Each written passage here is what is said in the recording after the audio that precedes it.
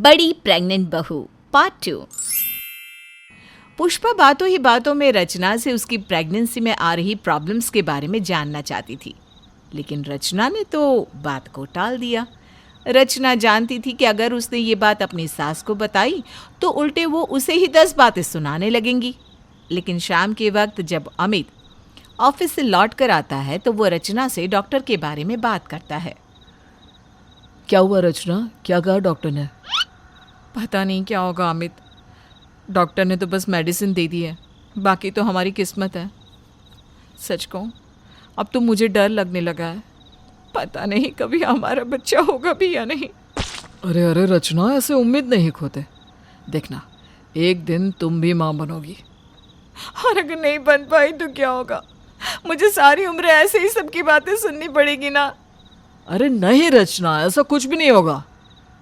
6 महीने और बीत जाते हैं, लेकिन रचना के प्रेग्नेंट होने की खबर नहीं आती। पुष्पा को अब अपनी बहू की चिंता होने लगी थी।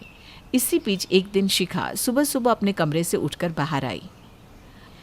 मम्मी जी, भैया, भाभी, मैं आप सबको कुछ बताना चाहती हूँ।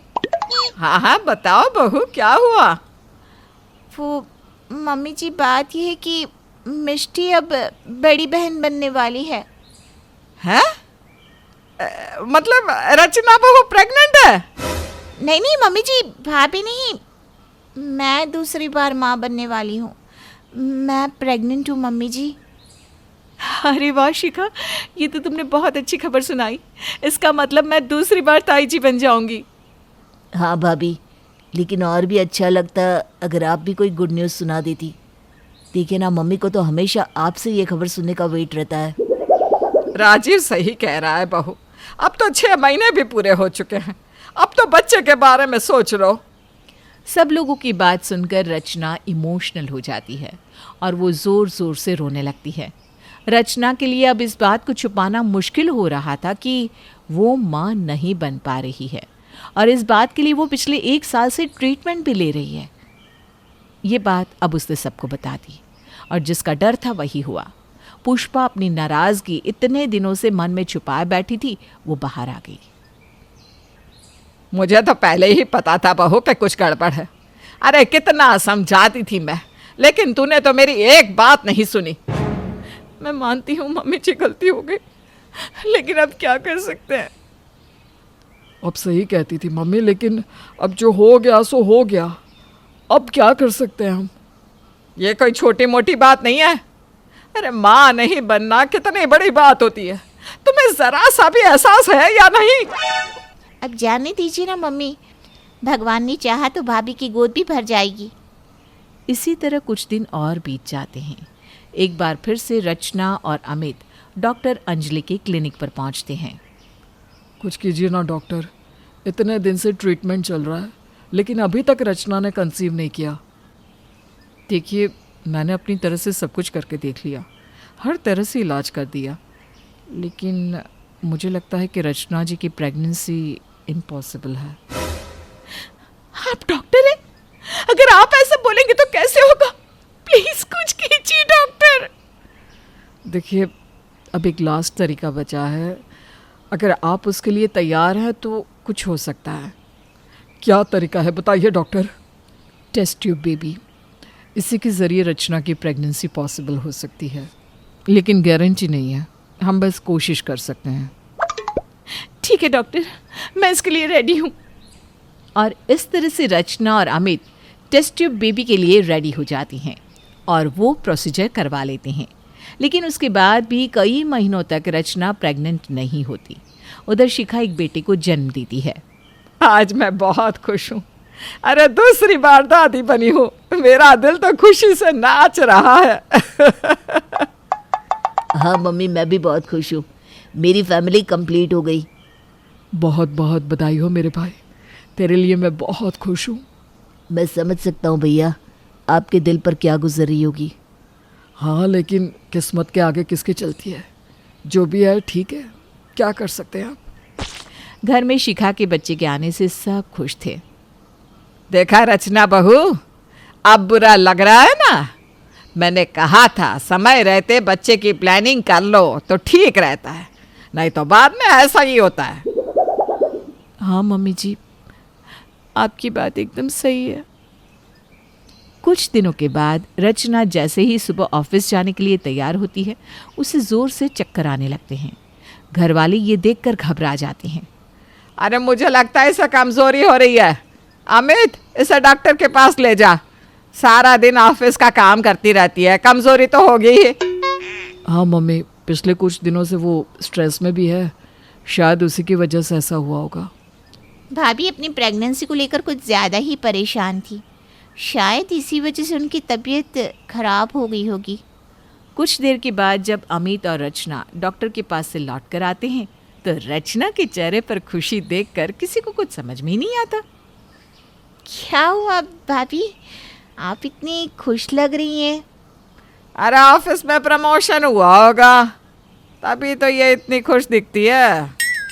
अरे नहीं मम्मी, रचना माँ बनने वाली है, वो प्रेग्नेंट है और ये खबर हमें अभी अभी पता चली है। क्या तू सच कह रहा है अमित?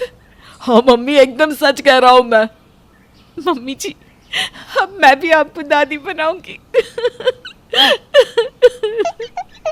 अरे लेकिन ये चमत्कार हुआ कैसे? मैं आज बहुत खुश हूँ। मेरे जीवन में इतनी बड़ी खुशी आई है, मैं बता नहीं सकती कि मुझे कैसा लग रहा है। अरे पूरे मोहल्ले में मिठाई बांटूंगी मैं। और इस तरह से रचना भी माँ बन जाती है और 9 महीने के बाद एक सुंदर सी बेटी को जन्म देती है। पूरे घर में खुशी का माहौल होता है, लेकिन ज़्यादा उम्र में माँ बनने से रचना की हेल्थ पर असर पड़ता है। अरे रचना बहू, तुम्हारी गुड़िया कब से रो रही है? चुप करवाओ उसे। मैं बहुत थक गई हूँ मम्मी जी, इतना काम होता है बच्चे का, ऊपर से इसका रोना मुझसे नहीं संभाला जा रहा। पता नहीं शिखा अपने दोनों बच्चों को कैसे संभाल लेती है। कोई बात नहीं भाभी, आपको आदत नहीं है ना, इसलिए आप संभाल नहीं पा रही हैं। धीरे धीरे सब ठीक हो जाएगा। रचना जैसे तैसे अपने बच्चे की देखभाल करती है, लेकिन उसकी खुद की हालत खराब हो जाती है। कुछ दिन पहले तक सुंदर और यंग नजर आने वाली रचना अब थकी थकी और परेशान नजर आने लगी थी। क्या बात है रचना, तुम्हारी हेल्थ तो दिन पर दिन गिरती जा रही है। तुम अपनी दवाइयाँ नहीं ले रही हो क्या? और तुम्हारा फेस भी कितना डल हो गया है। सब ठीक तो है ना? पता नहीं अमित क्या हो गया है, मेरे बाल देखो कितने ख़राब हो गए। शिखा तो 2 बार माँ बनी, लेकिन फिर भी कितनी फिट और ब्यूटीफुल नज़र आती है, और मुझे देखो क्या हो गया है। मुझे लगता है तुम्हें मम्मी से इस बारे में बात करनी चाहिए। मम्मी जी हमेशा एक ही बात का ताना देती रहती हैं। कुछ दिनों के बाद अमित की चाची उनके घर आती है। अरे रचना बेटा, क्या हुआ? तुम ऐसी कैसे हो गई? क्या बताऊं चाची जी, बच्चे का काम कर कर के ना मेरी हालत ख़राब हो गई है। समझ में नहीं आता क्या करूं, बहुत जल्दी थक जाती हूं मैं। हाँ बेटा, समझ सकती हूँ। लेकिन मेरे साथ ही ऐसा क्यों हुआ चाची जी? बाकी लड़कियां भी तो माँ बनती हैं, उन्हें तो कुछ नहीं होता। अगर मम्मी जी से पूछती हूँ तो वो एक ही बात बोलती हैं, देर से माँ बनने के कारण ये सब हुआ है। तुम्हारी सास ठीक कहती है रचना, बड़े लोग ऐसे ही नहीं कहते थे। टाइम पर बच्चा कर लेना चाहिए। अरे एक उम्र के बाद ना इंसान का शरीर थकने लगता है, कमज़ोर पड़ने लगता है। और फिर इतने साल तुमने जॉब किया है, अब ये बच्चे के कामों में मन लगाना इतना आसान नहीं है।